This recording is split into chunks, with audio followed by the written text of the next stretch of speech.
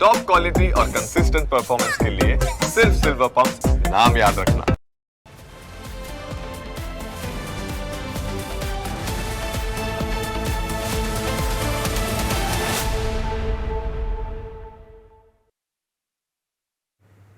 નમસ્કાર, તમને સ્પર્શતા તમામ સમાચારોની છે અમને ફિકર એટલે જ હું આપના માટે લઈને આવ્યો છું પ્રાઇમ 9 વિજીગર।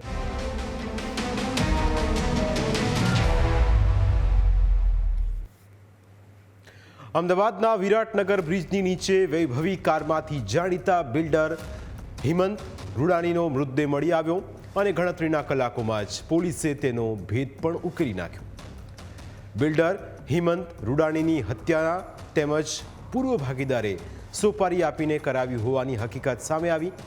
પોલીસે હત્યા કરનારા 3 આરોપી અને સોપારી આપનાર હસમુખ લાખાણીની ધરપકડ કરી લીધી છે, પરંતુ હત્યા કરવા પાછળનું મૂળ કારણ શું હતું અને કેમ વાત છેક હત્યા સુધી પહોંચી ગઈ તેની વિગતવાર વાત કરીએ। તારીખ 13 સપ્ટેમ્બરની વાત છે।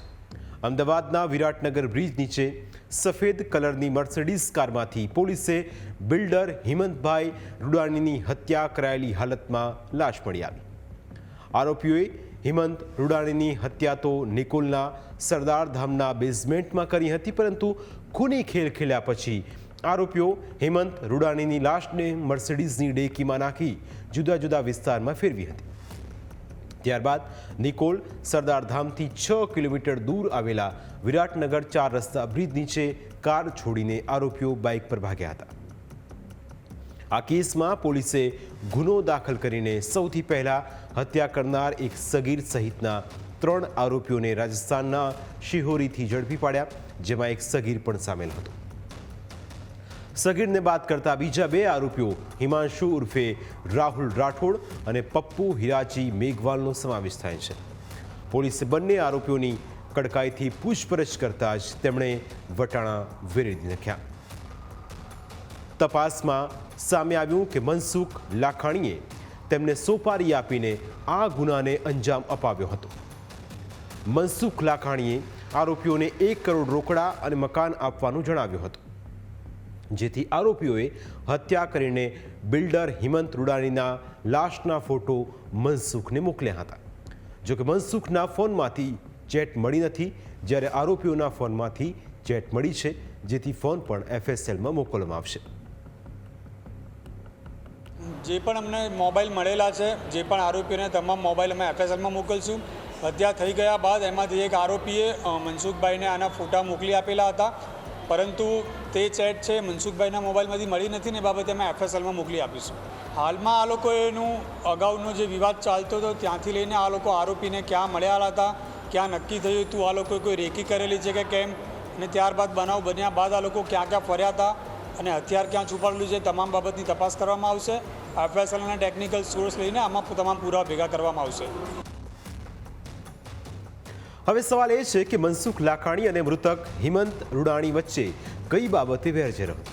શા માટે મનસુખ લાખાણીએ હિમંત રૂડાણીની હત્યા કરાવી? તો તેની પાછળ કરોડો રૂપિયાની લેવડ દેવડ જવાબદાર છે। ઓઢવ પોલીસની તપાસમાં સામે આવ્યું કે મૃતક હિમંત રૂડાણી અને મનસુખ લાખાણીએ વર્ષ 2020માં જમીન ખરીદી હતી।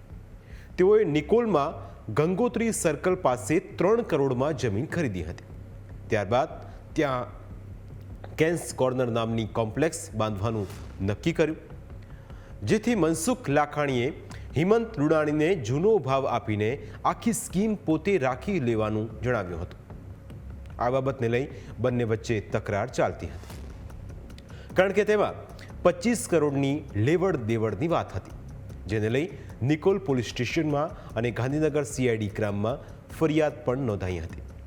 જો કે હિમંત રૂડાણીએ આરોપીની વાત માની નહોતી, જેથી થોડા દિવસ પહેલાં હસમુખ લાખાણીએ પોતાને ત્યાં સિક્યુરિટી ગાર્ડ તરીકે કામ કરનાર હિમાંશુ ઉર્ફે રાહુલ રાઠોડને 50,000 રૂપિયા આપીને હિમંત રૂડાણીને મારવાની સોપારી આપી હતી। જો કે તે કામ સફળ ન થયું।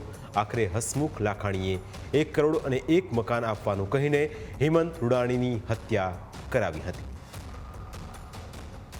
કેટલાક સમય પહેલાં મનસુખભાઈએ જે એક આરોપી છે આરોપીને 50,000 રૂપિયા આપેલા હતા અને 50,000 રૂપિયા આપીને એવું કહેલું હતું કે ભાઈ તું અમને હાથ પગ તોડી નાખજે, પણ એ દરમિયાન એણે આ કામ કરેલું ન હતું.